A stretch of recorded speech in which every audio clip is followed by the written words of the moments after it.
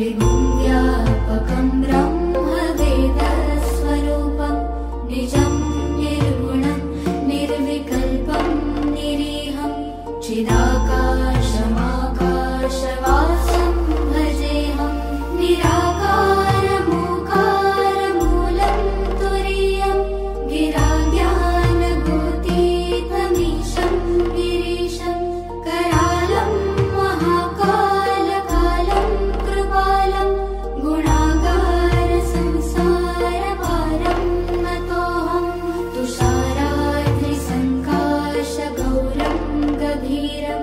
मनोभूतकोटिप्रभासे शरीरं स्फुरन्मौलिकल्लोलिनिचारं गङ्गा लसद्दालबालेन्दुकण्ठे भुजङ्गा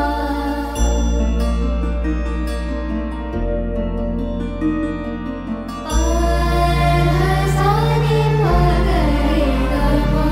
जलत्कुण्डलं भ्रूसुनेत्रं विशालं प्रसन्नानननीलकण्ठं दयालं मृगाधीशचर्माम्बरं मुण्डमालं प्रियं शङ्करं सर्वनाथं भजामि प्रचण्डं प्रकृष्टं प्रगल्भं परेशम् अखण्डम् अजं भानुकोटिप्रकाशं त्रयः शूलनिर्मूलनं शूलपाणिं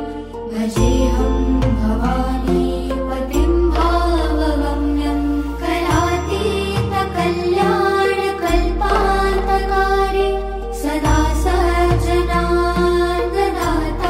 पुरारि चिदानन्दसन्दोहमोहापहारि प्रसीद प्रसीद प्रभो मन्मथारि न यावत् पुमानार्थपादारविन्दं भजन्ति लोके परे वा नराणां न तावत् सुखं शान्तिसन्तापनाशं प्रसीद प्रभो सर्वभूताधिवासं न जानामि योगं जपं नैव पूजा नतोऽहं सदा सर्वदा शम्भुतुभ्यं जराजन्म दुःखौघतातप्यमानं प्रभो पाहि आपन्नमामेश शम्भो रुद्राष्टकमिदं प्रोक्तं विविप्रेण हरतोषये ये पठन्ति नरा भक्ता तेषां